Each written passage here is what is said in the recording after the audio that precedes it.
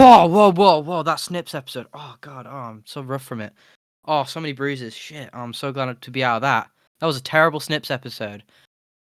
Welcome to the Blast. I'm your host Andrew, I'm and I am Finn. with I'm Finn. Finn. We're ready to review some stuff in our monthly series podcast Blast. We're going to be reviewing Snot, and we're going to be reviewing Dream Scenario later. Listen to that Snot album right now. Okay, come back here, and you'll hear us talk about it. So Finn, Are they back? Are they back now? Who's back? Oh yeah, The shit. the people listen. The Snot people. Are the Snot people back? Hey, Snot people. Snot. Oh yeah, what Snot album? I actually have not. I don't know. Get Some. Get Some. Okay, now you can go. Well, and now you're back. Alright. Okay. So I'm assuming you've listened to the album. I've listened to the whole thing and I made notes on each song. Alright, okay, cool. I guess I'll introduce you to the band. Yes. They are a new metal band. Now, do you know what new metal is? No. Ah, fuck my mic. No, I don't. It fell off. It fell off the desk. I'm sorry. Let me just disconnect this graphics tablet. Okay, It's fine. It's fine. Yeah, sorry. New metal is a genre of metal that's like incorporating like hip hop and rapping and stuff like that, as well as other things. But it's not really well known for having guitar solos and stuff like that. So some of the bands in new metal are Limp Bizkit. You know them. Ah, yeah. You love their name. I keep telling you that the names is probably the worst name I've ever heard in history. Yeah, there's also Korn. There's Korn. Yeah. That's another one. Slipknot, I think for a while. I was about to metal. say this band reminded me of Slipknot. I kind of get this genre now. I get what you're saying. And then there's Deftones. You probably heard of Deftones. Mm-hmm. Yeah. I love Deftones. Okay, the one song. I haven't actually delved into the disco. Just one and then song. The other big band I can think of is probably System of a Down. Oh, and Linkin Park as well. Them too. Yeah. And yeah, I mean, Snot fits into this, but they also have like a bit of funk in there and hardcore punk and all that stuff. I mean, you can definitely hear it in some songs. I mean, some songs are basically just that, anyways. So would it be too jumpy? So I was doing some light research, not really that much, on like some of the songs, and I'm gathering that there is something tragic to this band. Sounds really sad. Yeah. But I haven't actually seen what it is because you probably know. Well, is that jumping too much ahead, or we can? No. We could talk about it. We could talk about it. Cool. So the lead vocalist, the big yelly guy, his name's Lynn Straight, and he got into it. They've only done like one full album with him, and that's because he passed away in a car crash after this album with his dog, who's in that album cover right there. Yeah. His dog is named Dobbs, by the way. He's kind of like the mascot for the band. But yeah, they both died in that car crash, and so I mean that's basically the story. And they made like a tribute album with like other vocalists from the new metal scene. And yeah, I mean it's pretty sad. I mean that's such a promising. So this album was their first, right? Yeah. Well, such a promising start. I mean, we'll get into the review of each song soon.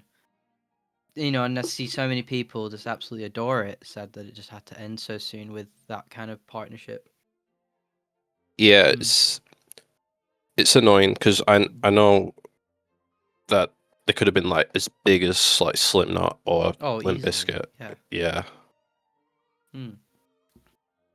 But you know, people still think about them, which is good. It's not a completely forgotten band. I mean, and they are touring. Yeah. Got a new singer and everything. Yeah. Right. Should we get onto the track by track, or should we do a little glide over the album art? Do you think? Yeah, we could do that. We could talk about Okay. the album more. I have a little note on it. Right. Okay. Do you want to talk about it while I find my note? Yeah, It's right at the end. as I mentioned earlier, this is Lynn Straight's dog. Lynn Straight is the vocalist. Cute dog. He's got a lemon on his nose. Oh, A I thought it lemon. was a ball. No, Oh, it's a okay. lemon with the That's band's weird. name on it. I did not know that.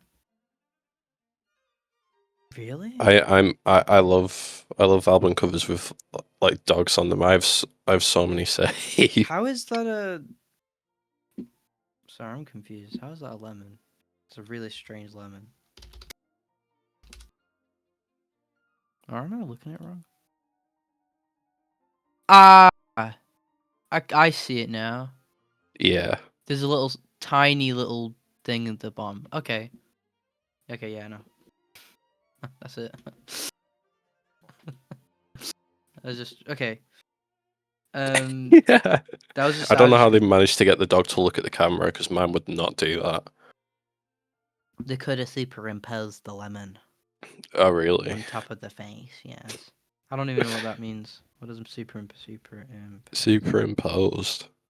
Place or lay one thing over another. I'm a clever boy.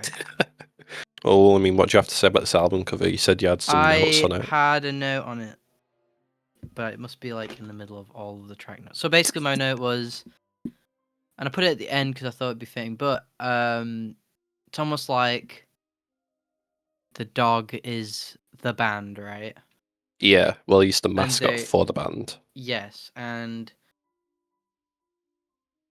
well, now that I know it's a lemon, it's kind of like turned my metaphor completely off. Well, So what was the original it was metaphor? it was like, okay, so I get it. The dog is like the band, and this ball, right? Because a dog and balls, I get it. And then there's also a thing at the end saying balls. So I thought ball. Yeah. And it's like this almost thing that's perceived to be perfect, awkwardly placed on top of them, and they aren't happy about it, right? Or the band is the ball, and they're trouncing on the big dog powers that be. This is Yeah. there we go. But it's not a ball anymore, so I think I'd probably think differently now. But it was just worth sharing. Yeah. Before I go any further, Mm-hmm. this was produced by T-Ray, he helped with like some of the songs on the track. Well, obviously, but like there's one song on this track called "Get Some Keys." I think that's how you say Yeah. it. Oh my He, god, that's my favorite. yeah, he came up with the keyboard part for that. That's my favorite one. Yeah, I guess we'll get into Yeah, we'll get the into it. track I don't want list. to get too early on stuff like that. Yeah. Let's All go. right, the first one's called "Snot." Yeah. The first song's called "Snot" by Snot on the album called "Get Some." I'm so glad you said that. I hate when people say self-entitled. Self-titled. Oh god, shut up. Say how it is. Yeah, there's one thing I love about songs like these, and it's when bands yell their own name in the songs and stuff like that. I think it's like I like that. I think it's cool. It's just 100 plus aura. Plus 1,000 social credit Yeah, it's like points. introducing you to the band like fully. It's like an intro where it's like a sample of some guy saying "F the record" and stuff like that. Yeah. You know, this song has a lyric that I think definitely matches up with our channel's kind of goals, and that's to rule the world. So Yeah, yeah, it kind of pairs well. yeah. He's like, we're gonna take over the town. Leave your daughters and sisters with me. Hey, yo, what? Well, this is now us. We're trying to do that on YouTube. We're trying to take over the world. One video at a time. This one's got 3 vocalists in the song, but you didn't know that. There's the bassist who screams "This can't be," and then a guitarist follows up with the bassist on the verses. It's like, "Can't you slow down? This can't be, because you gotta have the fat sound." You get what I mean? Yeah.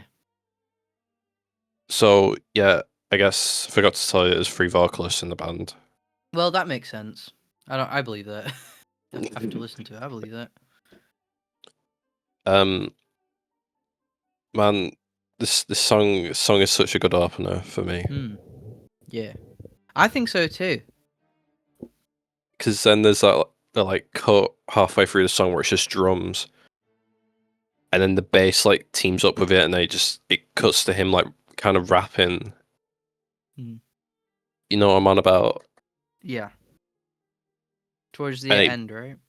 Yeah, and towards the end, it's called a bridge to like the final chorus, and then it builds up and it builds up. It builds up to that scream, and back into the chorus. It's so good, man. Because like it just builds in intensity to the chorus. I think it's like the coolest part of the song. Hype. 100. So when you first heard his voice, what did you think of it? Huh? What do you think? What, like, of the vocal? I thought this doesn't. You know when you told me, that the when you told me about with the who's the last band we talked about? I think it might have been Knocked Loose. Knocked Loose, that was it. Knocked Loose. When you said that there was a complaint that the vocalist sounded like, from fans, that the vocalist sounded like the same in each track, and I mean, I disagreed as a heavy metal novice. It was, I think it was, yeah, I guess, but the vocalist we're talking about there was Brian Garris. He does have different things. I think it's the main complaint was just the sound of his normal voice, like while screaming, being like really high pitched. Like, yeah. I don't think that's a problem. But okay. Well, I do think the vocalist here is very good, very energetic. I think the energy is like what all matters. But he does sound quite similar in each track. But it actually doesn't matter sometimes, because I mean the backing vocals just help out. Yeah. So it would have been a problem if not for clever handling with the songs. Yeah. Yeah. And also he does rap a bit as well in this song. Yeah. I can't tell what he's saying sometimes, so I had to go to Genius, but yeah, he raps. I went to Genius while listening to all of these. Hell yeah. Just it's the best place to go. It actually isn't. Some of these are just pure wrong. Yeah, definitely. They're just pure wrong. But it's still whatever. Yeah, but it's a good introduction to the band. It's like, show you what they're about, and like, I'm taking over this place. Yeah, like us. Yeah, that's us right there. Podcast Blast. Check out our album in 2 years' time. Check out our album? Yeah, exactly. Bro, it's happening. It's gonna be... I have a note about that actually later. Well, we'll get... No, yeah, I've got it in my notes. To that, let's go. It's in my notes, so we're good. Yeah. Ball rolling. Second track is called Stupid. It's Stupid. Spelt with 2 R's instead of a U. Stupid. To show how stupid they are. Yeah. What, them? No. I don't know what I was saying. It's okay, don't worry about it. See, this one has a different intro. This one's got like a bit of funk. The intro's so good. Yeah. I love the intro. The intro's so... I think the intros is what they do really well in this album. Oh, 100%. Like the transitions between some of the songs. Yeah. The instrumental in this one is very, very good. I've written down in my notes. Yeah. So this is where some of that funk comes into the sound. Mm. You know, I mentioned Merle having like Yes. funk influences and stuff like that. Yeah. Very, very cool. And then there's like a fade in with his scream, and it slams you back into it. I think it's done so well, man. Just like Springtrap in Dead by Daylight. Yeah. Don't remind me of him. I'm sorry.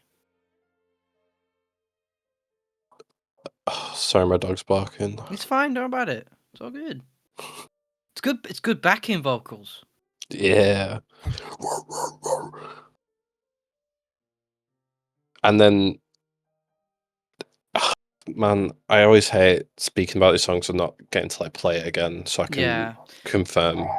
Yeah. I mean, no worries. No worries. It's not a problem. That's funny. No, I mean that's something that I've been thinking about in terms of the production of these things, but I get it. But What's the I mean, the song has two like massive riffs. I mean, there's the first one, and then there's like a one towards the end where it switches it up to get even heavier. Yeah. That's cool. So he's like screaming like, "You're on about? Of course you do. Of You course cut you out. do." It was that good. Oh, thanks, man. Nah, yeah.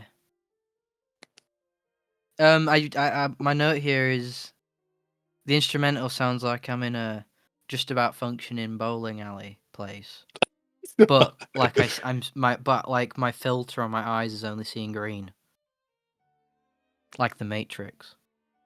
That's a cool thought. Yeah. I like that. It's like just wood.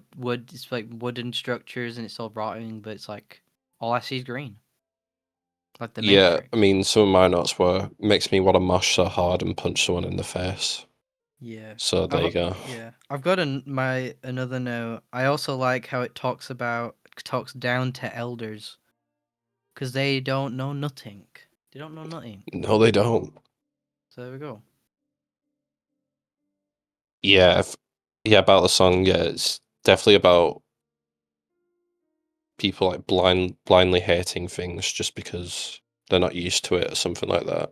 I Ahead guess of you could its say. time song. Yeah, Yeah.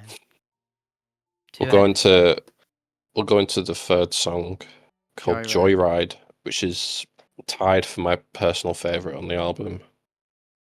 I think for me, it's my probably second favorite. Yeah. It's so good. Yeah, It's just up my alley, this kind of thing. Yeah. this one is just punk, like all the way, like hardcore punk, whatever Yeah. you want it to be. Yeah. So fast. It's like the car starting up at the start, Yeah. quick bass, and drums slamming, and it's just they just kick in like straight away. I mean, in any project of any whatever form it takes, music, movies, whatever, I think confidence goes a long way, and it's just this one's just so confident, just goes for it.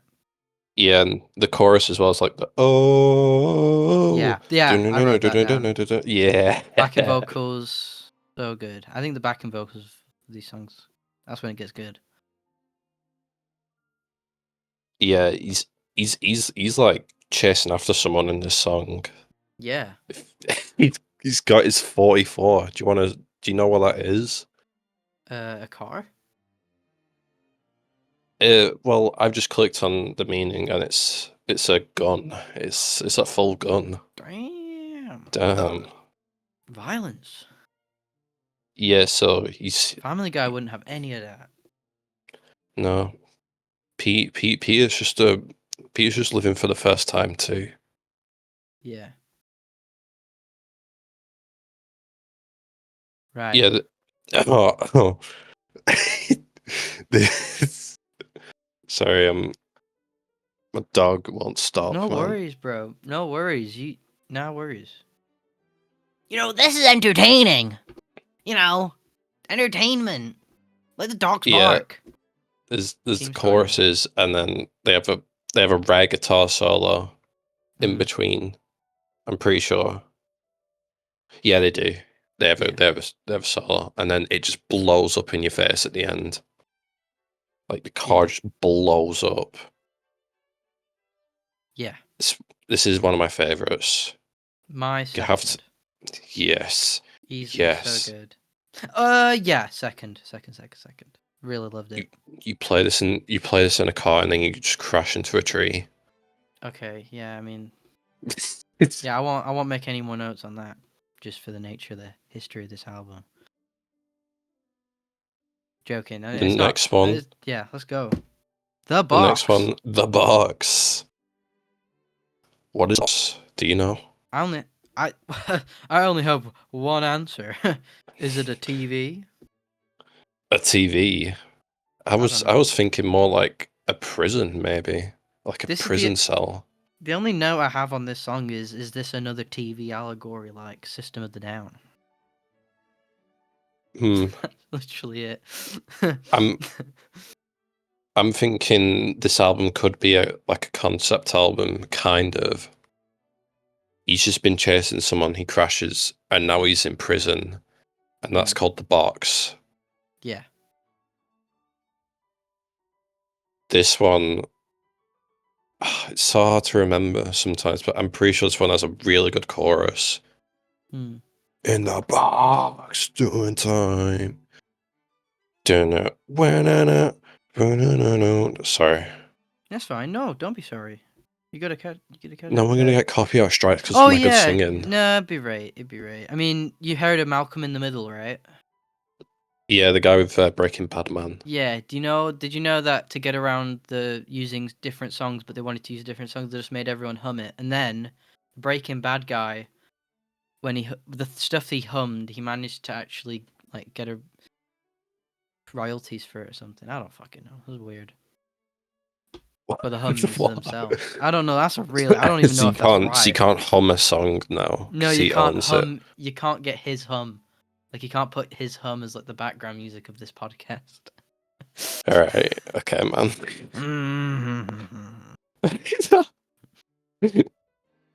No, that's a good idea. I see what you're saying with the prison doing time. I mean, that's kind of Yeah, obvious. Did I miss in that? the box doing time. Yeah. I think he seems influence. to be a very violent man. I think it's the word influence that got me there. But then again, you can be influenced by anything in prison. Yeah, I mean, there's more like the minds are locked down. This is definitely prison now that you said it. Yeah. I'm just looking at the lyrics now. This is definitely prison, but it is interesting where my mind goes to in times like these. Yeah, I mean that is a cool thing to think about. Yeah. A TV, huh? Yeah. Being locked down. Toys? Yeah. Damn. Then we got Snooze Button. Oh, I love this one. Fifth track. Right. Yeah. Here. Best intro for me. Yes, agreed. It starts with this scream like coming into the next song. It's just like wow, like it's got the snooze button like sound alarm over it. Yeah, like maybe I got my note on this is the start had me like a dog who had just heard the postman. Yeah. Someone's late for school here. Yeah. Ruff, ruff, ruff, ruff. Fucking, I'm out there. I'm out there, man. I'm out the door. I'm out. He's chasing after him. He's stealing that low. Yeah.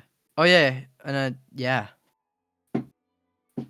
I like the lyrics, kind of suggesting and reminding that, you know, inaction is action. You know. Yeah, waking up and if you don't, yeah, pushing back against stuff. Yeah, if you don't do anything, you're just going to be bullied, really. Yeah, and it seems like they were focusing on the government, like, on this song especially. Yeah, but you could focus on anyone, really. Like, okay, well, now you can. I mean, okay, maybe back then too. Yes, definitely back then too.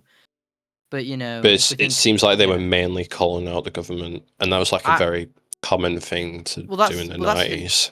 That is an easy... No, I mean, that's an obvious, easy to understand universal subject to point fingers at. But I would say that the kind of sentiment should probably go for basically, you know, everything. Yeah. Every big bad, every company. Or even, you know, it's just like... It's like when people don't like stuff, but then, you know, like complain about something, but then they'll buy it anyway. Like cinema tickets. Like, look, do you know the amount of people complain about Lilo and Stitch right now? Have you heard? Oh yeah, and It's like I block this stuff out of like my feeds. I'm like, no Disney live action remake explanations. I don't care. No reviews on it. I don't care. And you know, I haven't got any. Oh, Lilo and Stitch is out. Oh, but people like this one. You know, the original. And then they go, you know, why not? You know, if I like the original, why wouldn't I see the live action remake? Maybe because you're stupid. Like, do you not know that this stuff is going to be bad? yeah, You know, are you just I don't know. Are you? I don't know what other word. I don't want to use any other words. We'll get like absolutely blind and stuff like that. no. Just the R word. I can't fucking. It's just Oh, it can't whoa, be. You can't. whoa. I don't know what's allowed and what's not allowed because I've heard that YouTube can be quite fickle. But I don't. It basically my point is, what whoever's going to these live action remakes isn't quite bright. Okay, and if you keep complaining about it, you're also even worse. If you go to Yeah, them, pay a ticket, and complain about it, you are worse than just the family member who's like, I just want to take my kid to something. Who's like out of the online spheres. yeah, So that's what that reminds me of. I think you could apply that to basically a load of things. But it's yeah. just And I mean, the ridiculous. chorus where it's just like it's. I think it's the bassist yelling "Wake up," and then Lynn, the main vocalist, follows up with, "Now, yes, you've hit the snooze button," and stuff like that. It's a really good chorus, and you can tell how like angry they all are about it. Yeah. I mean, yeah. I mean, as much as I could complain about voting systems, you know, you still can just put your vote in. So a lot of people don't. You know, and I'm not even a big Yeah, politics guy, and it is just important to vote anyway. It's like the only kind of the slightest nudge, you know, the lightest punch to anything you ever. But then again, it's not. It's still fucked. It's not that perfect. I don't know. I shouldn't really. Okay, voting. Yeah, you should do it, but it's not that perfect. It's not good enough for me to be like, okay.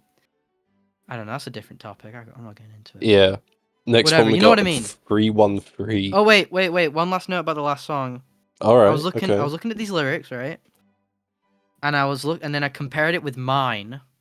Okay. You know, for the album, right? And I was thinking okay. to myself, you know what? I think we can. I think my rhyming talents are completely on par.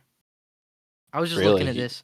I'm not gonna leak anything, but we'll work on this together eventually when I can finally get my head around getting some beats down, because that's what needs to be done first.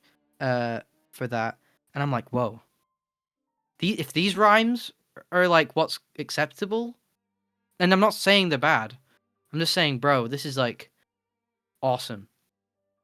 I can Yeah, do this. I can do this. yeah. I That's think the lyrics are yeah. good on this song, anyways. Oh yeah, they are. He's very Now creative with some of the yeah, lines, I think, this and I love the concept of it being like the snooze button intro and stuff, yeah, and like actually sleeping is like the theme for it, and then the lyrics are saying, wake up and start like just putting up with it and actually go against it and stuff like that. yeah. I also like that it's connected to the snooze button because it's probably one of the few technological things that'll actually never go out of style unless you use Nintendo Alarmo. Yeah, who would use that anyways? Yeah, who? Yeah, God. me. It's me. Whoa, It's whoa, me. whoa. I put my hand up right now. I'm putting my hand up. I use the Nintendo Alarmo. I don't have a snooze button. It just forces me out. I get bullied out of my bed, which I actually need. All Going, right, we rolling well, over? we'll move away from the Nintendo alarm, and we'll go on to the next track, which is 313, which is an instrumental, kind of I like I love it. yeah. I love it. They should do They more of them. yeah, they I mean, spoiler alert for some of the other songs, but they do another one. I They do another know, but type they should thing. have done more. They should do a whole. They should have done, or should do, a whole instrumental album. That's just this stuff. This is awesome. Yeah. I don't know why, but it just reminds me of the Bully soundtrack by Rockstar Games. Yeah, It must be just the guitar in the background because it sounds so much like it. the whistle that keeps Yes. happening sounds like the one from Ed, Ed and Eddie. I haven't watched that, but I Right. think While at you first talk, I'm gonna send you what I I'm talking about. at first, I mean, I didn't think that, but I thought it was more like it felt like alien to me, like Yes. very alien, like because guitars like echoing through. It's like your mind's being messed up by like an alien beam or something. Right, here you go.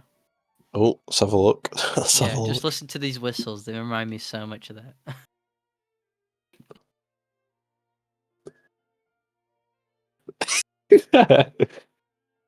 Why is his tongue green? I'm This getting is one of the best distracted here. intros ever. This is one of the best intros in cartoon history. I love that. I love Ed and Eddie. Yeah, I Ed mean, and Eddie. Yeah. I think the whistling on that has a lot more of like a tune to it, whereas the other one's more like just like a lot more eerie. I Oh, think. true. Yeah, no, I just want that's just what it reminded me of. Show and tell. Yeah, it's also got some like weird like speaking in the background. I can't make out what it says. Most of the sounds are like human. I Yeah. love the haunted feel. And it's like swirling around. It reminds me of like tumbleweed and crumpled paper, but it's obviously not that. Yeah. We'll move like on from that one then, because it's kind of a short track. But this one's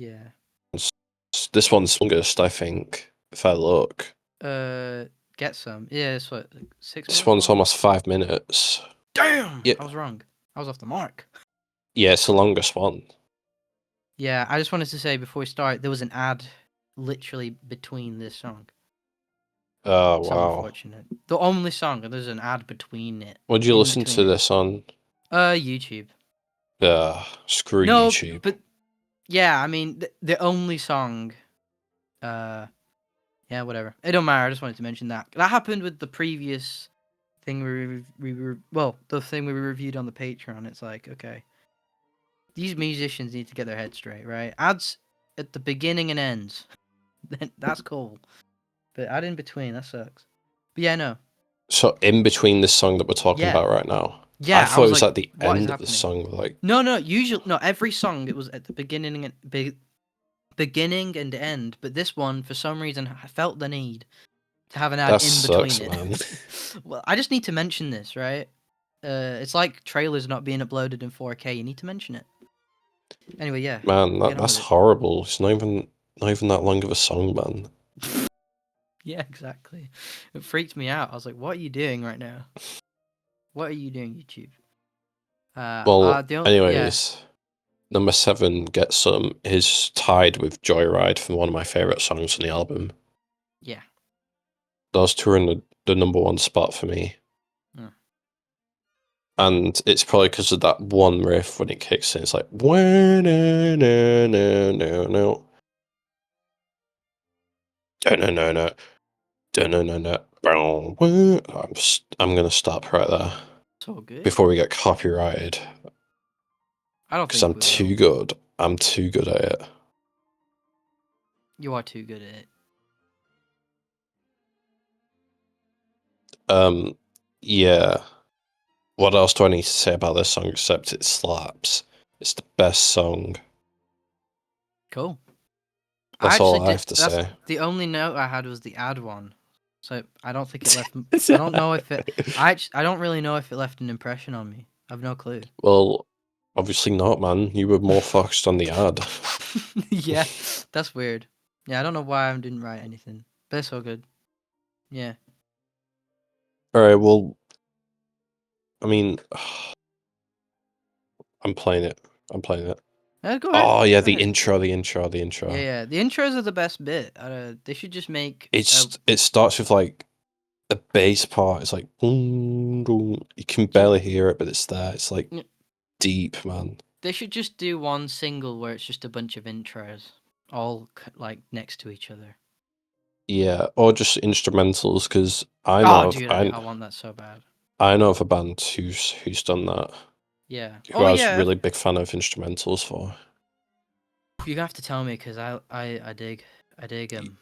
You won't know them, but I guess we can do one of their albums next. I'd love an instrumental album, dude. Yeah, sick. Because that's what I mostly listen to in life.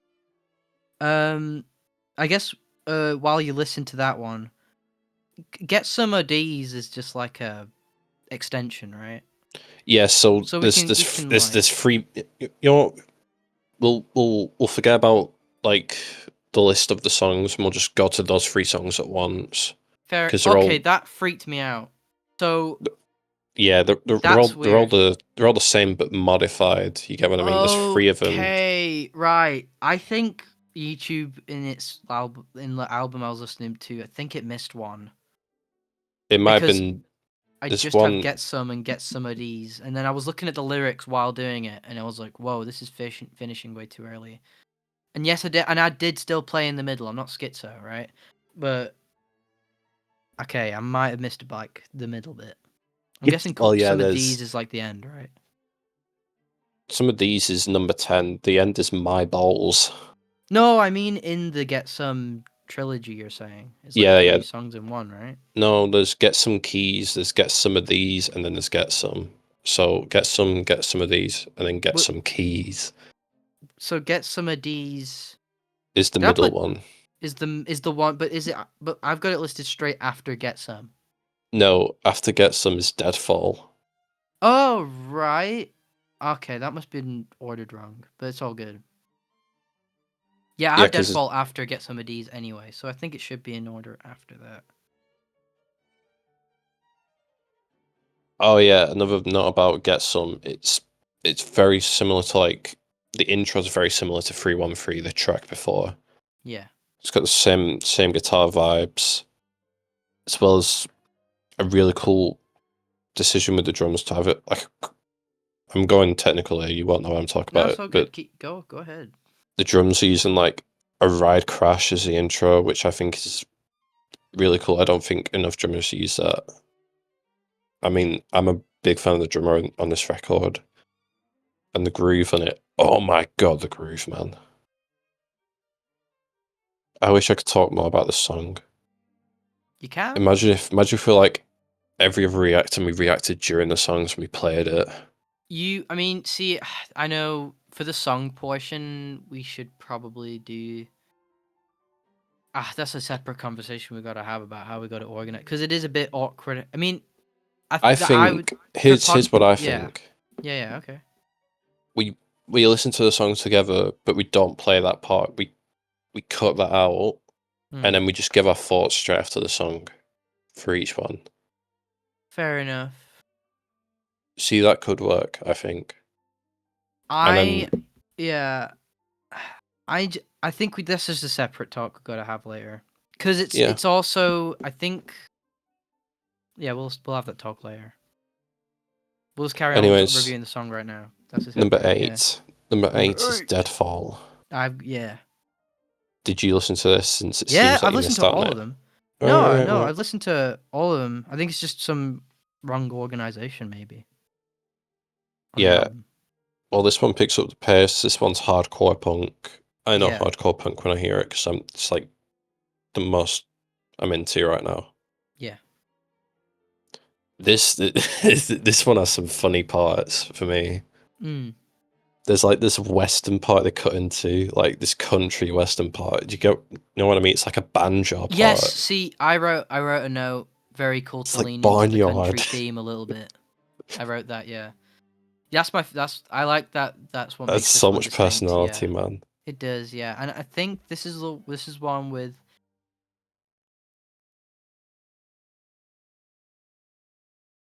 Yeah, no, Hello. this is the wrong song for that. Yeah, no, sorry, I was just looking at my notes. Yeah, yeah. I gotta I search also for want to some say lyrics. Yeah. I looked this up, and this song is a tribute to the film Deadfall. Okay. Do I you gotta know add the that to film my. Deadfall? Heard of it, Well, but it's a funny coincidence because guess who's in the film for Deadfall? Have a guess. the singer. No, Nicolas Cage, who we are Nicolas also Cage, talking who we're about later. reviewing. Oh Yeah, right. Oh sick. I thought that was pretty cool. Yeah, that is pretty cool.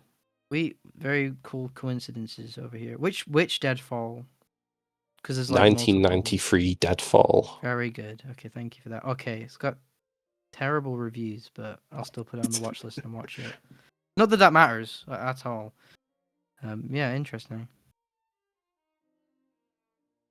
But hell yeah, I mean, this song's fun. It's very fun.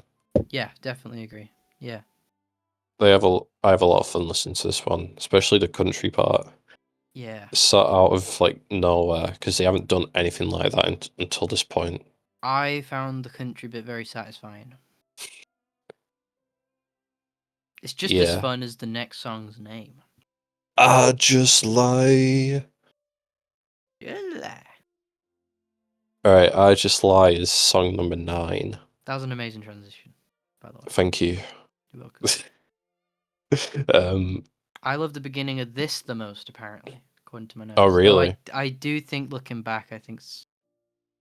I listen to the intro right now. Yeah. It just kicks in straight away. It's just Yeah, full on guitars, I dig it. drums, I dig it. and then it pauses for one note, and it's just a singer going Yeah. what, and then Yeah. Yeah, I dig it. this chorus is still kind of growing on me. Like I just lie. I don't know why, but at first I didn't really like the chorus, but it's still growing on me now.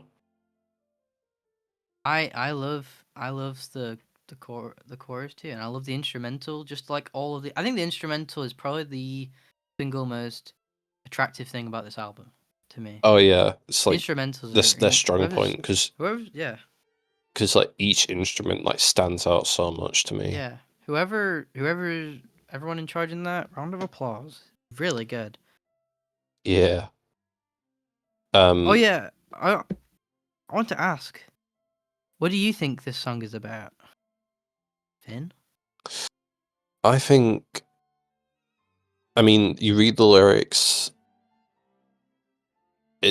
I think it's about lying about loving someone to get a bit of naughty time with them. Yeah. I don't know if we can say sex on YouTube. We can say everything. We can say making love. Say everything.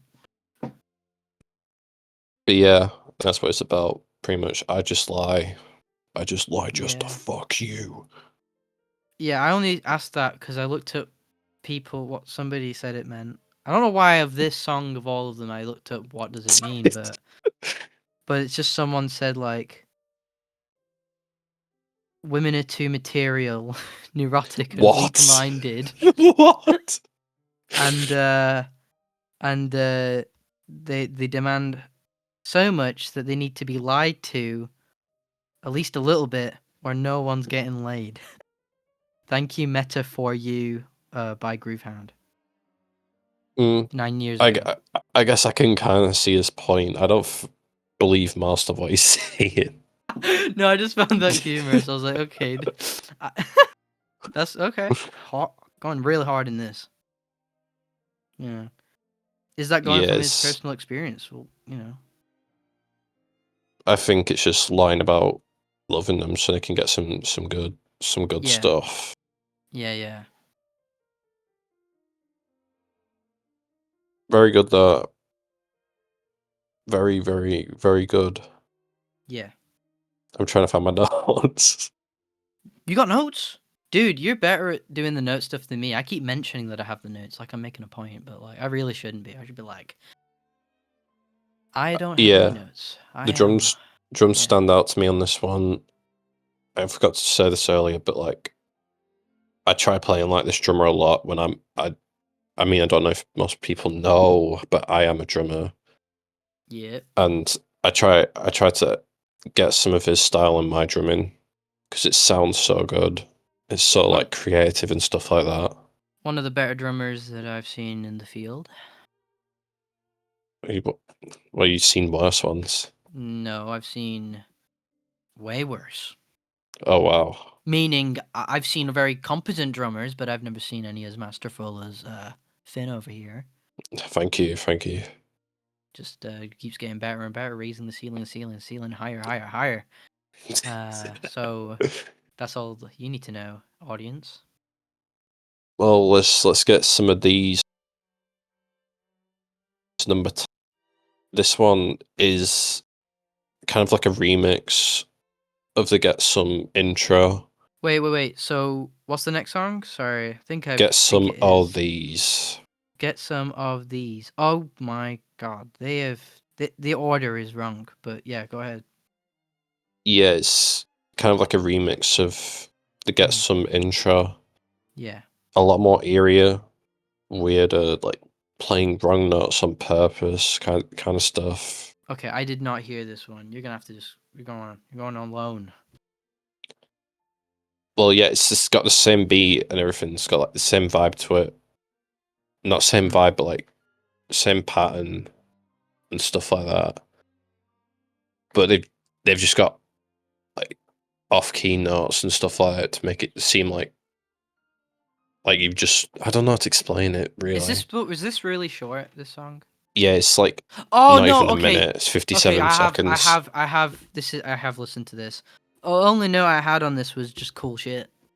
Yeah, I liked it. I liked it's it. another instrumental basically. Yeah. There's Well, no yeah. vocals for it. Yeah, I did hear this one. I loved it, but it's obviously too short. I loved it. Yeah, and then it goes into Unplugged. Haha. Now we're back. Yeah. Unplugged. This this one has a really cool intro to the chorus. Hmm. It wait, let me listen. Okay. I guess I'll say my piece while you listen. I think sadly this is the point of the album where I'm feeling a bit fatigued.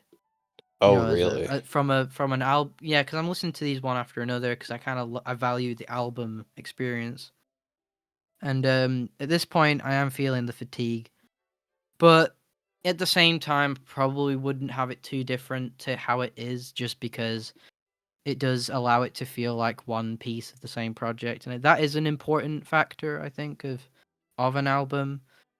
Um, and then yeah, I have one extra note, but I'll just wait for you so we can bounce. Yeah, this one has like mass. It sounds massive to me. This song, like the intro, it's like the drums pair up with the vocals and it slams into the chorus like straight away. Like the guitars like just zoom into my ears, man. It's so good. And then it's kind of like a preview to what the song is going to be, and then it just cuts to the guitars, like a different tone. Sounds like dreamy, kind of. For like the verses, I mean. Do you get what I mean? I Yeah, feel like sorry, I'm the on my fucking own. sorry, people are fucking on the group chat spamming. Oh yeah, I was just I reading. feel it, man. Yeah, whatever. Right, yeah, sorry. I wasn't paying attention. Shit. This one's pretty much about the music industry. Ah, yes. That's it. Yeah, I know what you mean. I wrote something like that down. Like very angry about Yeah. how artists are being treated and stuff like that, and the music definitely sounds like very like punchy sounds. I don't know how to explain it. Punchy Basically, sounds. these artists don't want to prove that they're corporate bootlickers. Yeah. Another common theme in 90s music. They hate music labels. They hate all that stuff. Yeah, F fuck this. It's very those. punk. Very punk. Are they under any? I think they were.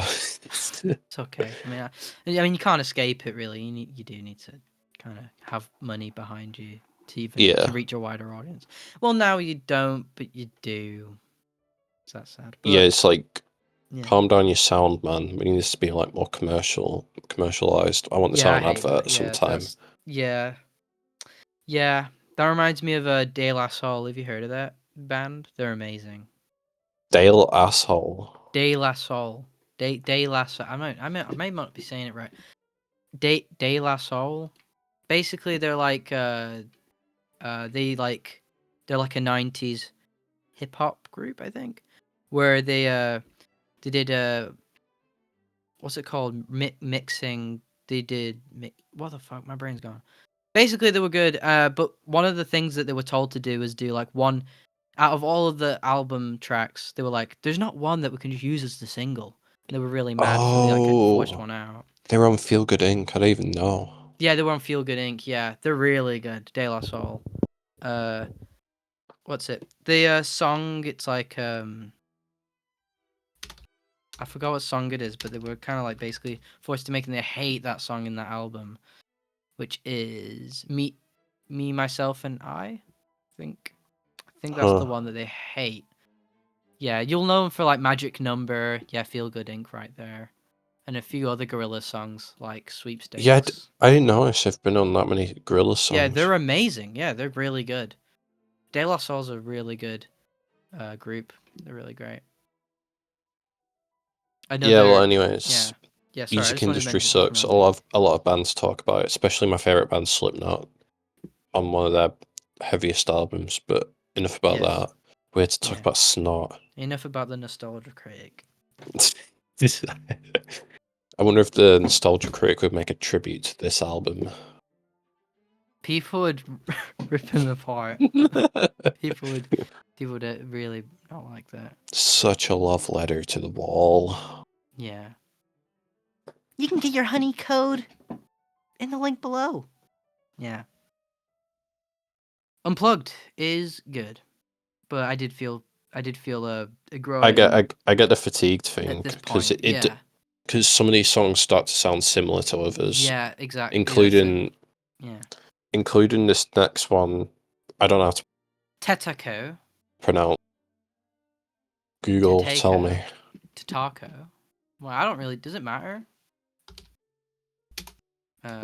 Pronounce. Pronunciation. Teccato. Teccato. I said that, didn't I?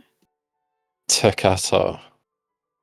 Oh, Which sorry. means drug addict in Puerto Oh, Rican. these racist bastards. Google changed it to taco. What? They just changed to taco, and I'm like, oh my god. Whatever, yeah? Sorry. God, everything's just out to distract me. It's some kind of language for a drug addict, so it's probably about drugs. That's what I got from it. Lyrics I wise. I don't have any notes on it, sadly, and I don't really Damn. remember why. I So probably didn't like the song. Meaning, I probably did, but I probably didn't. I probably was feeling the fatigue bit too. Continuing fatigue. it's a very fast paced song again. So it kind of it just kind of remind me of faster songs from earlier, like Joyride. I don't think it was as fast as Joyride from memory. Or maybe I'm just completely wrong, but I don't know. It just felt like okay, we're kind of like at the similar pace to other song that was on. Like I I didn't don't think it know. changed it up too much. I don't remember enough, so I won't say It much. is pretty fast. I am listening Yeah. to it right now. Okay. Very I'm very desensitized fun. again. Yet again, I'm desensitized. I ruined the episode. I've seen it all. I'm too Gandalf. I'm a Gandalf. Yeah, it's about drugs and the spiral of The and downward all spiral. that stuff. Downward spiral. Downward spiral. You go back into jail, you get let out, you go back to drugs, you go back into jail. You know, that kind of Yeah. stuff. Don't do that shit. Yeah, come on, man, stay away from that. Right. So, do you have any more notes on this? Not much, except that it does. Yeah, it does sound like the sound is repeating again, but I like the sound, so I'm not complaining. I prefer the next song that Mr. Brett. Yeah, that one's where it's like, okay, we're kind of back. 13. I was like, okay, I like this. Extra energy, extra vocals. Yeah, This one has what's it fucking called? A guest. They have a feature. They have a feature. A feature. Oh, it's Theo Kogan. nice. I'm gonna search up the name right now and see where Theo Kogan is from. Nebraska. Just a guess. It's a lady. I know. I sense a lady when I hear one.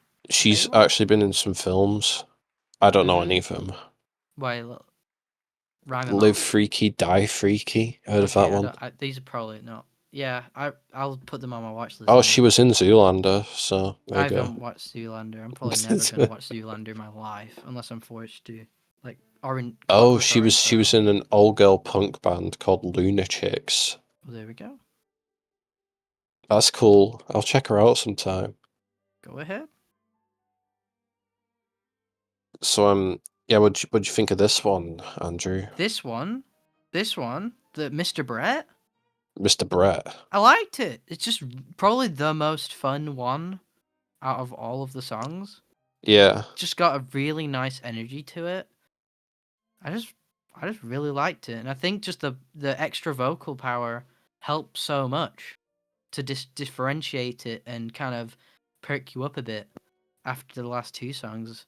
And Yeah. I'm just I, like, d- I wow, don't this is great. This is like the remedy I don't think metal for does me. enough featuring and like guest vocals and Yes, stuff like that. Needs to be a lot more. yeah. Like Featuring Gorillaz. helps so. Yeah, I was about to say I love that help. collaborating. It's Yeah, like the best thing in yeah, music. yeah. Collaborations helps. Or I mean, right. We don't want to say all collaborations are automatically good, but a lot of the times it can help in an album with differentiating like song per song. And you know, does that show weakness in an artist? We're not going to get into it. Probably not. Probably just makes them sound I all think the it more shows cooler. them being like more flexible because they're working with an extra Yeah. person. Yes. 100%. Because it can't be like the most easiest thing to collaborate with just anyone. Like with Gorillaz, I mean, they've done so many. Not all of them are the most cooperative. Like in Plastic Beach, do you know the song? To the world of the plastic beach, beach, The beach, one, the beach. one, the one, the one, the one, the Some Kind of Nature, right? That one? Some I kind of nature. Who's Yeah, on Some that? Kind of Nature. I forgot. Wait a minute. Some Lou Kind of Reed. Yeah, right? He didn't even want to be on it. Oh damn. Apparently, and every time they came back with lyrics, right? This is Damon Albarn from Blur. Like he's reputable, but not enough for Lou Reed. He just kept like saying no to all of the lyrics. He was like, "Come back to me when it's good enough." And then he came back to me eventually with just one that was that he did. And all he does in it is go like, he just says just sentences in normal, and it's cool as fuck. Just Yeah. cool as fuck. All he needed to do was that, was just say sentences. So like, it does show like a band. It shows up a band being better when Yeah. a collaboration works really well, and that's no different here. Yeah, I mean these two on the song they go back and forth and then they Yeah, join up on vocals and stuff. It's just yeah. very fun. And It's very fast as very, well. it's very precise. It's very good. It's like a ballerina Yeah. dance. Very good. And then I we go on to track number This is 14, my favorite one. the most underrated track on the album. How is this underrated? Are people stupid? This has the least amount of plays on Are it's the people? least played song. Are we really that just troubled as a society? Are we really going down the dumps as this the most underrated part of the album? Are we really? Are you really telling me this, Finn? Is this what you're This telling the, me? this song was such a cool switch up for me. As soon as those keyboards like hit my ears, man, Yeah. it's like timeless to me, man. I bet. Yeah. I mean, when I'm audibly So it going like, felt to me. when I audibly go, oh, woo, I'm just like, I'm there. It's so good. Damn. Yeah. Yeah, I I'm just mean, like, yeah. I played the song to one of my other friends, and it got him into Snot. So that's all you need to know about the song, really. I just don't understand how. Is this real? Are you certain this is the most underrated song on the It's the album? least played. Dude, are we actually all gonna die? Are we all gonna die? We're gonna get a nuke strike any time now if this is literally the most underrated song. I mean, this is just absolutely an awesome instrumental piece. This should do a whole album like this.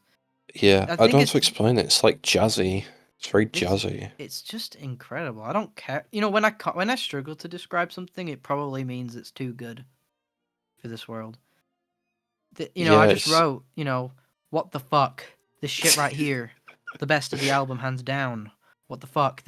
Just do a whole instrumental album at this point. Is that one of the artists in the comments on YouTube? Oh yeah, shit. Right. Well, I just went too fast there. Yeah, it was interesting. on the YouTube video I watched, one of the people that worked on it just did a little comment underneath it. Oh wow. Yeah, and the username is Anton Pukshans and dot dot dot. And Anton. yeah, 6 years ago, this guy said, I was just messing around on my keyboard in the studio to this rhythm section outtake, and the boys said, let's hit record. And then people underneath just said, so dope, you guys are underrated. Just listening to this album, it's a 10. So I'm guessing this is guy who worked on it. Yeah, it could be one of the guitarists. I don't know. I don't know, but it's just Anton interesting, I thought, Snot. if that's true. Anton put it. The whole username isn't there. It's like, dot dot dot. YouTube's bullshit. It's like Anton Pukshansky. Anton Pukshansky. Record producer, multi-Grammy award-winning producer. He Probably could this be a guy. producer, but that could be his. Oh Yeah, wait. Yeah, I got his Instagram here. All right. Well, he hasn't. Does he have another name? Because the producer I'm reading is T Ray. That could just be his nickname. His I'm real not name well. could be Just Anton. because he is a Grammy award-winning producer doesn't mean he was on this album. Hmm. Okay, let me just put Snot at the end. Snot.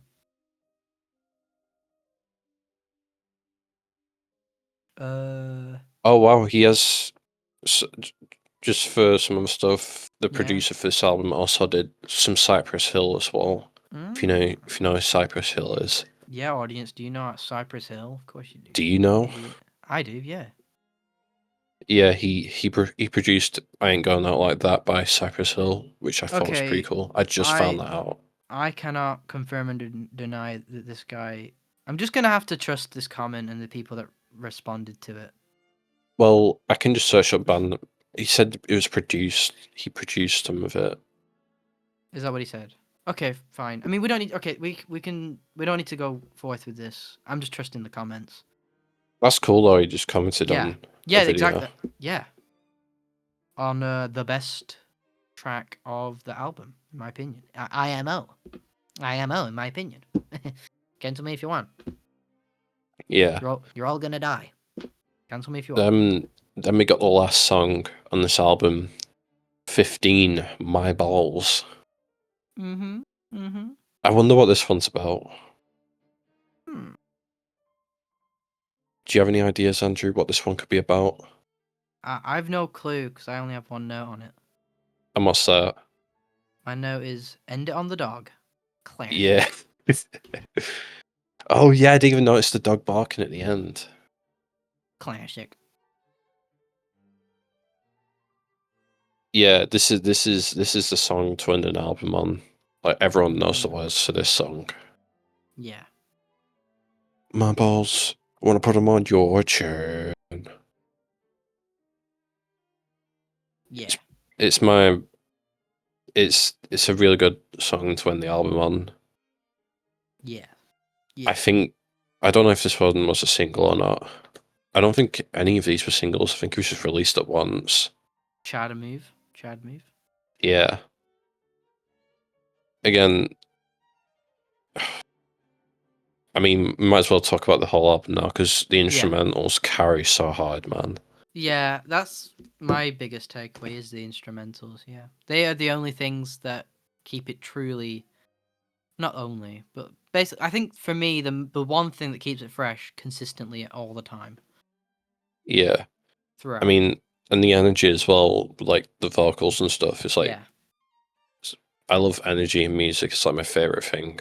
Yeah, We same. can hear like how much they're putting into it. Yeah. Like Queen's Rock Montreal, that's one of my favorite concert films ever. And also Stop Making Sense. Seeing those people go at it. I mean, you can hear people go at it in this album. Yeah, Love it. like they put this together from their minds. Like so cool, man. Yeah.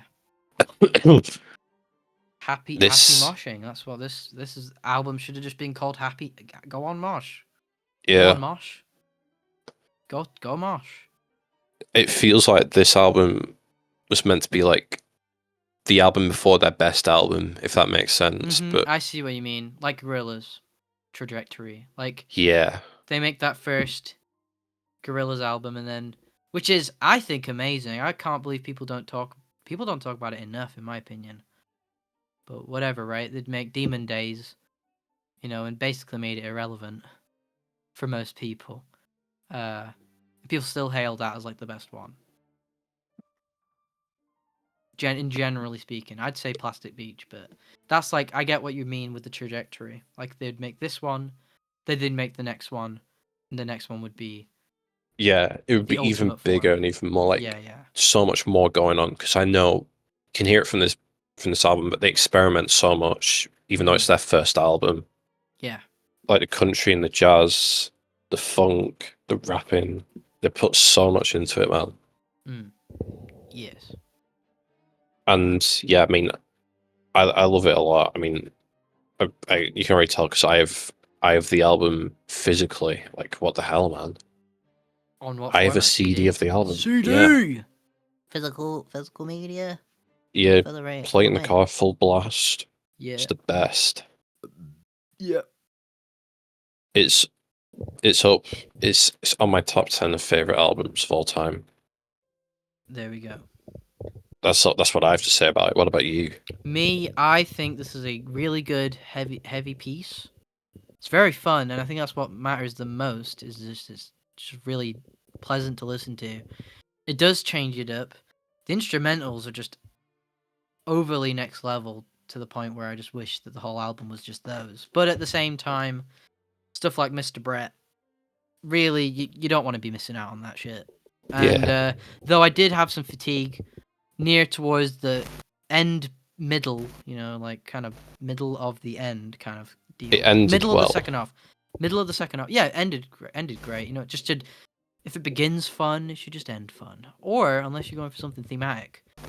I do feel as if sometimes I think the messaging can be a bit too obvious in the lyrics. Yeah. But at the same time, is that really a problem in something that is already quite abrasive in a good way? I mean, they're pretty much yelling the point out. Yeah. So, I mean, overall, I do like it, though I don't think it's something I'd be coming back to all the time as an album. But but for individual tracks, Mr. Brett, Ultimate Save, and then Get some my favorite keys. track, Get Some Keys is the ultimate save. That was been saved on the nighttime playlist. Yes, a nighttime I sit, and then Joyride. I'd say those are very, very good. It does deserve the praise. I don't see it as anything other than a success, which makes it all the more saddening that they won't really have that same trajectory that they could have had. It's good that they are still continuing the spirit though, not leaving fans in too much limbo. That's pretty good. Unfortunately, I can't see him because the tickets have sold out in Manchester now. Oh my! Oh no! Oh no! This is why you can't book stuff so. Do you see why I get flustered about this? Okay. Yeah. The J-Bone, right? I know we've said his name anyway before, so it's whatever. And he does want to appear on the podcast at some point, but he does take his time. Dude, I think, is that why I was able to book Jordy Greep? Was that because Snot got sold out? He was like, "Oh shit, this is why." All right, so things do sell out when you are indecisive. Oh, only 25 quid for tickets as well, man. Man, I've been through it. I mean, I don't want to have a competition on. I don't want to be competition, but I think mine was even worse. I mean, what was it? What we missed out on Machine Girl and who did we just mention like ages ago in this podcast? No. Oh, my brain's not working. But whatever. Loads of great artists at what music festival that we really want to go to. Outbreak. Outbreak. That's it. Missing out on Outbreak when Machine Girl and Death Grips are there. Yeah. Even he struggles.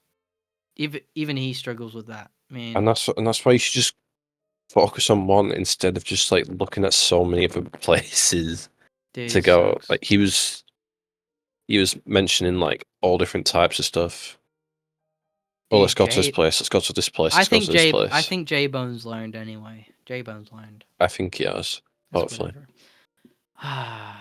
I'm sorry for that. God damn. I'm really glad I didn't, bring it up to in a really awkward way. I'm glad you brought it up yourself. Well, That sucks.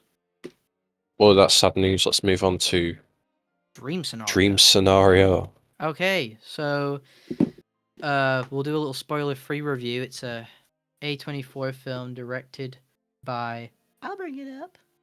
Sorry, I should have brought it up before. Will I know any of the films he's done before? No, you wouldn't. All right. Dream scenario. Kristoffer Borgli. Sorry if I mispronounced, but he made this film, and while this podcast was made to like showcase our favorites of in the entire world, this is not my favorite in the entire world. I just wanted an excuse to check it out again, and I didn't have too much time to look for a film that was the best in the world that was on a streaming service, because most of the ones that I like aren't on a streaming service. But whatever, I did want to check it out again, so I thought, okay, what a better excuse. This film is about a man played by Nicolas Cage who people are seeing in their dreams, and it's half a bit freaky, but it kind of he kind of becomes a bit of a celebrity from it. Yeah, it's also kind of funny at points for me. It's a very, very. I mean, I found it pretty hilarious at points. I mean, it's not like a laugh out loud throughout, but it's like there are some moments that just catch you off guard, and you're like, "Wow, okay, this is really funny." Like Yeah. this is you gotta laugh out of me about at least 10 times, I'd say. Quite good as a comedy. What were your thoughts on it? Spoiler-free thoughts before we get into. I felt the awkwardness in this film. Yeah. Like it was very it was intentional, but I felt it, man. Yeah. I just wanted him to like stop at points. Yeah. He's so horrid, man. We'll talk about it in a minute, but Nicolas Cage is really good in this. See, that's what annoyed me when you got the Dead by Daylight survivor, and you're just like, haha, it's just him. You need to know him. You need to be affiliated. You need to know how good he is as an actor. Mostly he's known for his kooky shit roles, but he is a genuinely good actor when he chooses it. This is my I think my second favorite performance from him. My first being from Adaptation, which I hope will come onto a streaming service. We can put it on the podcast, but because that's a really good movie. But he's extremely good in this. I mean, he just plays the patheticness. Yeah, that's what I was gonna say. Insane level. Like he's so desperate, man. He is, but he's also trying to like hang on to like his morals and stuff like that. Yeah, he's so unprepared for this new found world that he's in that he just doesn't even attempt to adapt or anything. Yeah. And I guess for the film itself, I think it's shot beautifully. I think something about it that isn't a spoiler that I do like is the use of of fake film grain. So usually in films, the saddest only example I can find is Mario movie, because I think in that film it bothered me the most. Is the use of fake film grain in films. I hate it. Right. When you've got you shoot it in like 2K or 4K or whatever, but for some reason in post production they want to put fake film grain on it. They make it fuzzy. Usually they do that to like hide imperfections in like CG and whatever, right? And a tangible example for that is like Mario movie. That pisses me off the most, because it's like they're doing that so that if there's any imperfections in the animation, they're hidden by just a fuzzy overlay, which you don't notice in the cinema when the screen is so big, but when it's on a 4K disc, it's like, oh, this looks like garbage. The only thing is, a lot of detail is basically missing over it. But in this film, there is like a film grain that's fake, and you can notice it. But I find it quite appropriate, and I find it adds to the awkwardness and like the kind of claustrophobic, dreamlike nature of the film. And it's about dreams. I want it, I think it's something to compliment. It feels appropriate. I can't explain quite why. I think the lighting in the film is amazing. I wrote down that it feels like the lighting in the film makes me feel like I'm at my grandma's house. It's quite good. It feels and it's a very tangible feeling film. There's no like part in it, or there's a special effect or anything where I'm like, oh wow, this is really not it. It all fits together pretty damn well. I'd say overall the pacing's great. I found the pacing to be great. I'm just like, I am just watching this. I'd say there's a choice near the end that I'm not a particular fan of, but overall as a piece, I would recommend it. Though I'm not. I think the ending's like part for me that I'm not the biggest fan of. I don't know why. Felt like there was more to be desired towards the end. We'll obviously get into it later in more specifics, but we want you, still listening, to go watch the film itself. At the moment at this time in the UK, it's on Amazon Prime, but you can go support it by getting the Blu-ray. It is a good movie, even if I'm not projecting it as like my favorite of all time. I just still wanted to talk about it. Just wanted to watch it again. This is my second time watching it. All right, spoiler discussion starts. I'd say to get on with the kind of whole film, I'd say this film reminds me, and I looked at a bit of the reviews, and it's probably exactly what it's kind of referencing. The film is definitely referencing that moment in time. Do you remember when people asked, "Have you seen this man in your dreams?" Do you remember Yeah, that? I remember. Yeah, That is what I think this film is just directly referencing. yeah. Like some people see, like, yeah, I get what you mean.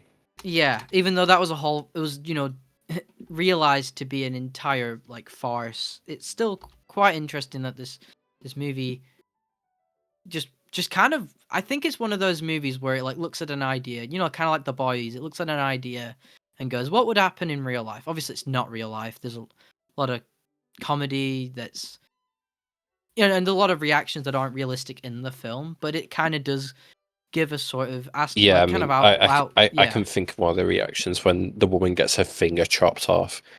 Instant yeah.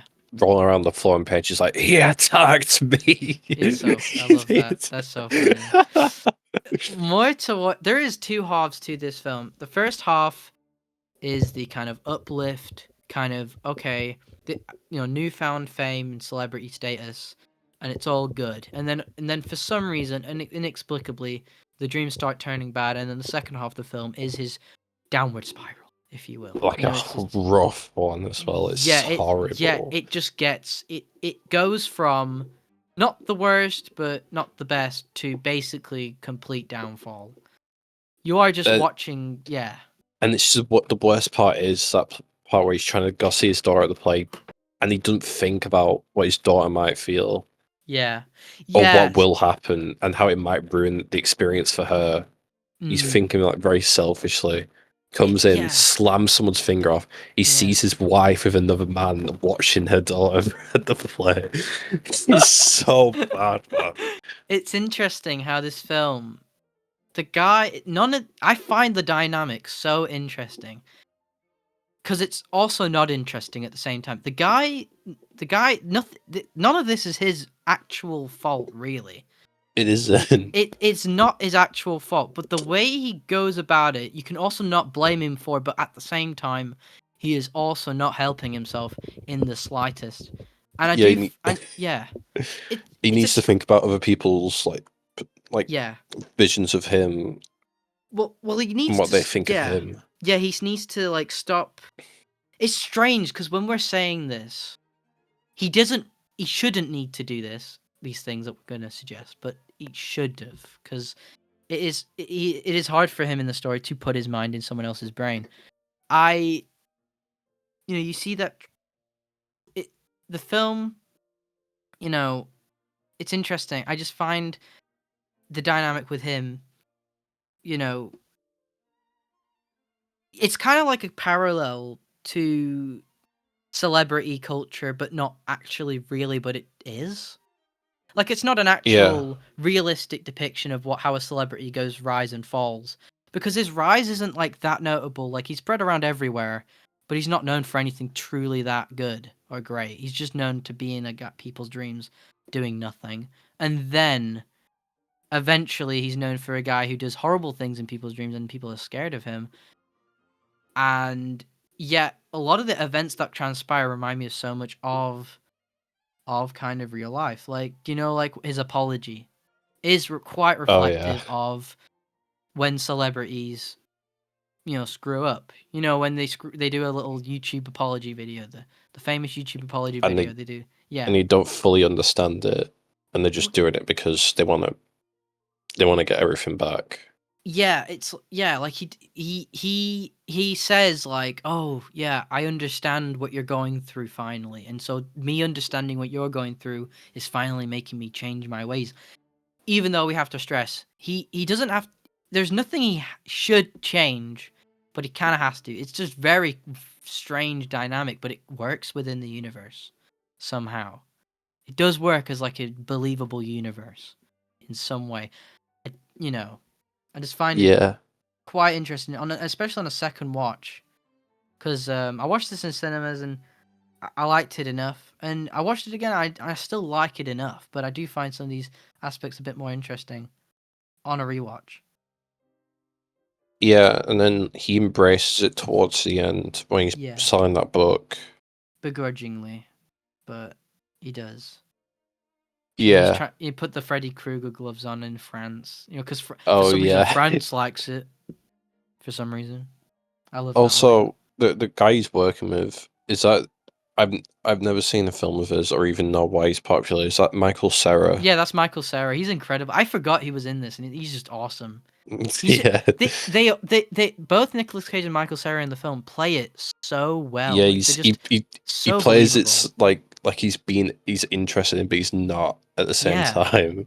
Yeah, it's amazing, and it's all what incredible talent in this film, and they're doing it just so. I'm just bewildered by how amazing these performances in the film are. I'd say the only performances I wasn't a fan of was the daughters, and that's kind of it. I think everyone else, and maybe that was it. I think everyone else is superb. They all play it so well. There's a guy who's like bald who keeps talking to that coworker that talks to Nicolas Cage's wife. Yeah, I think that's the guy who's at his daughter's play with his wife. Yeah. That guy reminds me of like 10 other guys I've seen in my lifetime. Do you know what I mean? Like repeats what you're saying, goes, yeah. Yeah. Yeah. It's like the same shit. I'm like, wow, okay. If we're going to talk about more awkward scenes, there's one that obviously stands out to me. And it's with that woman. Yeah. It's so good. I fucking love that scene. It's so incredible. I find that. My God. That reminds me of when people, immediately my thought went to like people who want to like have sex with like fictional characters. Like, do you know how people like get romantically attracted to like fictional characters, right? Yeah. Not saying it's bad or wrong, bad or good or whatever, but I always tend to think, what would that actual fictional character actually think of this? If some of these fictional characters were actually real, what would they think? And I feel like even though, the guy is not fictional in the film, he's real and he's in people's dreams, I find that to be a very similar kind of dynamic. Like, okay, this is him in actual real life, and he just farts and comes out of my reaction. God, it's just genius. And even before that, when he's when he's been told to like stand silently in the doorway, and he just speaks anyway. Because it's that awkward. He wants to cover up the silence. Yeah, no, I just absolutely, there are some moments in this film that are really freaking good. There's very funny. There's also those like weird cuts when like it's like sudden cuts to like dreams and stuff, which I find pretty cool as well. It's like you don't hear anything from the dreams; it's just a frame of the dream, and it just cuts back to him. Yeah, I adding to that, I think one of my favorite aspects of the film is the sound design. Like Yeah. in a dream, when someone's about to say something like really obvious or like cliche, or somebody's about to scream, I love how it cuts to quiet. Yeah. I know they're doing that really carefully, because they could overdo that, but they do it just enough where, and at very particular points where I'm like, okay, that's cool. And it kind of reminds me of people, of like waking up and coming, remembering dreams. Like, I don't remember dreams with too much noise. You know what I mean? I that's only from personal experience. Obviously, I can't speak for everyone, but I just found that very cool. Yeah. Yeah. Well, I guess you hear the noises in real life in your Mm. dreams. Yeah. That's Yeah. what happens for me, anyways. Yeah. I guess I'd be, if I was remembering my dreams, I'd be like making up the noises. But to images, I do remember. I don't know though. Dreams are very strange. Yeah. When yeah, I think just there's a lot of fantastic aspects to this film. It is just it is awkward, like you say, but it's also extremely funny. Oh yeah. I'd say the trajectory is quite fun too. Um, I'd say if I was going to go to some criticisms, because I do have some, I'd say that I have two. First, I don't think the Onryo, is it Onryo? The Norio joke really landed for me. Yeah, The it's part with the bracelets. That's the bit of a. I get like it's a breather, but you know, I don't know. it's the one with the bracelets. And, Yeah, I know what you're on about. It's just like I don't know yeah. why. It's. I think that's just a breather to kind of like have you look at something different, which I do respect, but at the same time, it just didn't land for me. The only thing that landed for me was the joke with the tech guy that created it. Do you know where it's like, where they say like, not, he's sleeping here in America, but he's actually entered the dream of a 19-year-old Oh Korean yeah. boy. And then No, he's it's a like, 12-year-old Korean liberating, boy. liberating. Like, that's kind of funny. That sounds exactly like Musk or Zuckerberg combined. Like, liberating. Yeah, that's the only thing that made me laugh from that. But the rest of it was kind of like, okay, well, this is kind of a bit of a deed. And then the end to Nicolas Cage's dream, I felt that, I don't know, the whole Norio thing didn't really work for me, apart from that one joke. And I would say, and I think you probably might agree with me, but about the I think the breakup is a bit forced. I don't think there was Yeah. too much of a good build up or a natural I get what you mean. It's like lead up he to makes that it. apology, and then the next scene he's moving in with. Is he like It's not the even head quite teacher of that that. uni? It's it's like he Because makes the she, apology, then he's shunned for it by his wife, and there's not really any. It's not yeah, shunned as no, in, oh, you're the I worst. It's remember like, now. yeah, I'm She ashamed to says, be your. Yeah. oh, it's embarrassing to be married to you. Yeah, yeah. She And says then that, but that doesn't that's the like last thing, say. man. It doesn't scream to me, oh, we're gonna break up now. It's a bit, and and then after the play, it's like, okay, maybe the play was like the last straw. But at the same Yeah, time, that feels so out of character of the partner. So at that point in the film, and yeah, but it's fine. It's not a deal breaker, and I do like. I wasn't a fan of the ending when I first watched it, but after watching it again, I actually like the ending. I do like the ending, though the lead up to the really. breakup isn't. Yeah, I do. I find it just a really great callback to when things were good. When it's the reenacting the dream that that I forgot what the name of the character was, but like what Nicolas Cage's partner would like. When she's like, I'd like you to be in a talking head suit and save me. Oh yeah, Like, that's the calling back to that, and I kind of find that cute, actually. Like, even though, like, it is creepy, Nicolas Cage is just obtrusively entering her dream, but but it's kind can't of you a. choose how to act in your dream anyways? And she was smiling towards him. Yeah, exactly. No, well, it's established like a few seconds before that if the person doesn't like you or accept you in real life, the whole dream thing won't work. So it's like a reminder that even though they're apart, they are still, they still love each other. That's kind of nice. Yeah. But also slightly unsettling because he just enters her dream without her Yeah. permission, but she does accept him in the dream. But at the same time, I think it just is less powerful. It's a nice scene in a vacuum, but I feel as if the breakup was more natural, it would have meant a lot more as an ending. Yeah. To call back to Nicolas Cage's better time in his life, because his life will never be the same. It'll be very boring from then on. Poor guy. What a poor Yeah, guy. poor guy in this story. Yeah. I don't mind bad endings. I actually encourage them, but I do find as if that with that breakup being so quick and a bit, and I have to admit, forced. It's I understand why the ending can definitely feel unsatisfying for people. I've seen reviews where people said that it loses its way towards the end.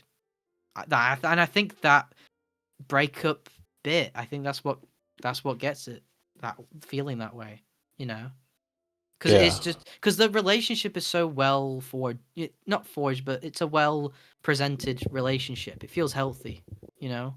Like even though he's an awkward wreck, they still love each other. But then all of a sudden, things get a bit too heated, and then she's just completely off him. Yeah. It feels a bit not real at that point. But back to positives. I mean, the film is great. Yeah. I can see why people like Nicolas Cage now. Yes, he's just willing to do a lot of funky shit.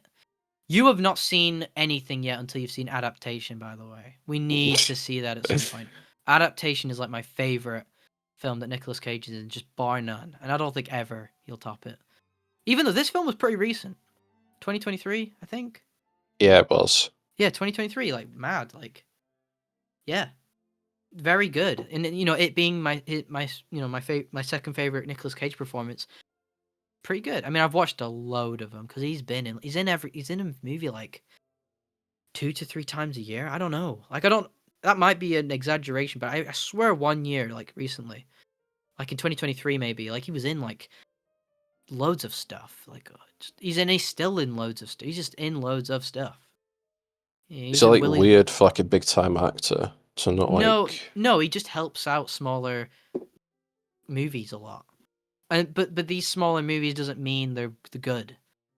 It's like he's in a lot of shit B movies. Yeah. Just a lot of shit B movies. Like a lot of them. Like a huge amount, a lot of shit B movies. Just Nicolas Cage has so many shit movies. But these movies are a good reminder of his talent, like actual talent. With a good director on display probably as well. Yeah. Because it's obviously not just him. I'd say overall with the film, what I can't. I think one of the bigger problems that's more than the forced thing and what is just that its staying power. Like it's definitely not one of my favorite films of all time. I only just wanted to talk about it because I just wanted to rewatch it, and I had no time to look for more films, and it was on the front page of Amazon Prime.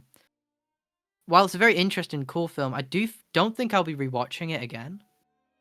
Just because I don't see why I would.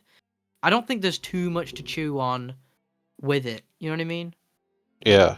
As a piece, it just feels like okay, I watched this guy and he's rise to not stardom, but stardom enough to make for some awesome awkward scenes between people who've had dreams about him, and then it's like a complete uh just trajectory downwards to basically just back to an average guy, but even worse than before because he was never equipped and never would want to be equipped to be with the kind of actual celebrity mainstream kind of lifestyle of like kind of praying to corporate companies or just entities that he would never care about. I mean, imagine if the world in that universe, everyone was into like whatever the fuck he was teaching, right? Like what celebrities liked biology or whatever, right?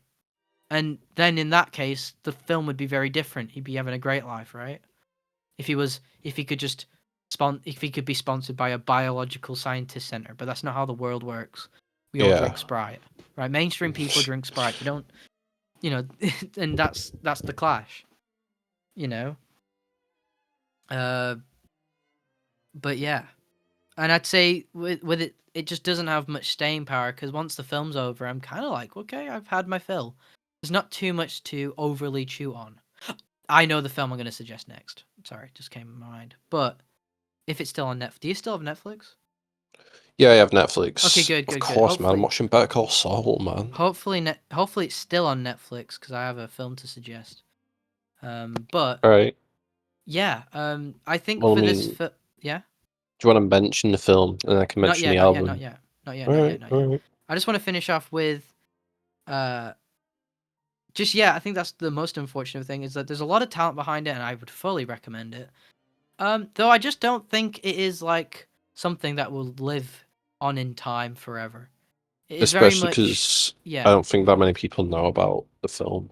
Well, okay, well, everything well, that's the whole point of us talking about stuff is to recommend stuff to the Yeah. vacuum of space, right? To no one at the moment. Hopefully, spread the word, guys. But it is, but it's still a good film. I just say its linearity and its parallels to real life, which we didn't really touch upon too much. And the reason we haven't is because I mean, I'm not going to speak for you. I don't say why I haven't is because it's quite disjointed and quite particular in what it kind of parallels, and that is in a fun way. It's a very fun movie, though it is quite dry sometimes, but also hilarious. Any final thoughts from you about the film before we I move on? enjoyed it. I watched it with my dad, and I don't think he was that big of a fan. I was gonna show it my dad, but yeah, I knew my dad wouldn't like it. He's, he was because I've watched The Lighthouse with him, and he was like, "Oh, it's another one of these weird films," in Yeah, it. I don't. It's... You might not want to show the films that I recommend. Okay, you might not want to. You might want to just spare time that one, especially our next one if it's still on Netflix. Well, I still enjoyed it, and Yeah, it's a good film, and that's all that yeah, matters, man. Come on, bro. That's yeah. what I'm here to see. I'm here to watch a bit of cinema. Exactly. I mean, I always like seeing different things, and that is different and nice, but also not overly different. It is, the satire, you know, is quite fresh, but also disjointed, but not in a bad way. Anyway, that's our thoughts on Dream Scenario. Yeah, Please say your thoughts in the comments about Snot and Dream Scenario if you are here by the end. If you're by the end, type in peanut. If you're here, type in peanut. I one repeat, day we'll see peanut. it. Right. Well, anyway, our next thing we're going to be talking about is what, Finn? What's our next album? All right, I've got it up and loaded by a band called Love from Liverpool. Wait, sorry, you broke up. What was it? Sorry. All right, can you hear me? Yeah. Okay. Yeah. It's about a band called Love from Liverpool. It's called I Love. Let It In, and it took everything. I let it in, and it took everything. Came That out in is a very 2020. recent, half a decade. Even. Yeah. Right. Let me double check if my film that I just remembered is on Netflix. This film is one of my favorites of all time, and it came out in 2023. Please say it's on Netflix. It is still on Netflix. Okay, you're gonna love this. Okay, my next film before Finn looks at the group chat because they're at him is Beau is Afraid. Oh, I remember you talking about that. Yeah. I was ranting and raving about it. Very, very extremely underrated. We have to talk about it. That is the. I think that's the end of the podcast, right? Yeah. Sorry, Dude. Jens has just found out that Snot's tickets are sold out. Oh, just now? Oh wow, Yeah, we I've were. just told him. We're wrong. So he didn't go to Geordie Deep Creep quickly because it. Okay, right. Well, now he's learned. He didn't learn before when we said now he has. have a look. I want to see the reaction. Right. Oh shit! People are talking. Yeah. Right. Okay. Yeah. Snot tickets. Bro, they're sold out. Bro, what? I hate you. I didn't have the money to work. Well, I mean, he did because he paid for Jordy Greet. It's whatever. Yeah. It's No, not as if they might I not understand ever the be pain. coming over to the UK again. I might cry. I understand the pain, Finn. I understand the Wait, pain. there might be in Wolverhampton. Wait. Oh shit! Please, I beg. Yeah, it could be other locations, not just Manchester. I always forget. Like, it's not just Manchester in the UK they go to. Well, I mean, it's just what we would prefer, probably. Let me check. We're not with Mac DeMarco. Oh my god! There's Southampton. There's Wolverhampton. Mac DeMarco. Canadian. Have you never heard of Mac DeMarco before? I can't believe I judged him by the name. I shouldn't do that. All right, Finn, you is can Mac get DeMarco tickets. good? You can get tickets in Wolverhampton. These are 28 quid.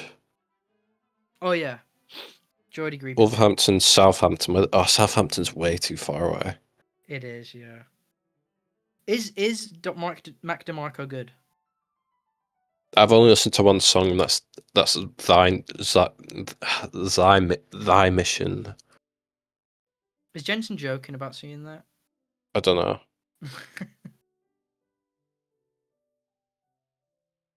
Yeah, Finn. I think you'd like Jordy Greep music, but that should not, you know,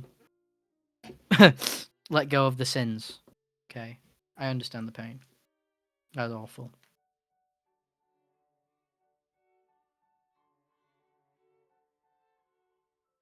Finn has just typed "I will" in the unnamed group chat. Yeah, I'm just telling him that there is tickets for Wolverhampton now, but I don't think he'll want to go. It's Midlands, so it's not that far away. How far is Midlands? Have a look. City in England. Let me look at the map. Midlands is. Oh yeah, we forgot to do the outro, didn't we? Got distracted. Well, don't worry. I'll speed this up with like a. All right. Whatever. Anyway, thank you for joining us. If you did, type in peanut. Actually, if you're at this point, you're a real fan. Type in peanut balls. Right, type Major in peanut discovery. balls. Oh my god! Wait, Manchester What? might not be sold out. Ooh, damn. Okay, were you looking in the wrong place? Bro, on this website it says no, but it says browse shit. I hate ticket websites. I hate them so much. I hate ticket websites so much. Were you on Dice or what? I went on the link in the description for it. Wait, let me check Ticketmaster. You know what? You should never do that. I did that with Machine Girl, and like, yeah, I got the tickets immediately, but like, the website that they took me to was awful. I should have just used Dice, and I realized that they were on Dice. Dice is way better. I'm gonna check Ticketmaster anyways, because the website I've checked out before I didn't have them. But I hate Ticketmaster too. oh my god. Oh yeah, Jensen sent a screenshot. I'm gonna tweak it. Oh my god. Yeah. I mean, he just went on Manchester account. That makes so much more sense. Man. Why not just do that? Why are they on different ticket sites? I hate life. I hate life, dude. That's awful. Anyway, I think I'll close it out. Well, thank you for joining us for Podcast Blast. If you're a real fan, put peanut balls peanut in that order, and make sure to tune in for our weekly Snips episodes. Well, actually, we may not be having a Snips episode next week. We'll probably have a Switch retrospective by June 5th, in time for the Switch 2's release, because most people will not be having a Switch 2, so we can all just kind of look back to the past instead. And stay tuned for a Podcast Blast next month. Maybe we'll change up how the format is, maybe not. But as far as we know, and as far as we need to know at the moment, we are still on track to rule the world one episode at a time. Yeah. See ya!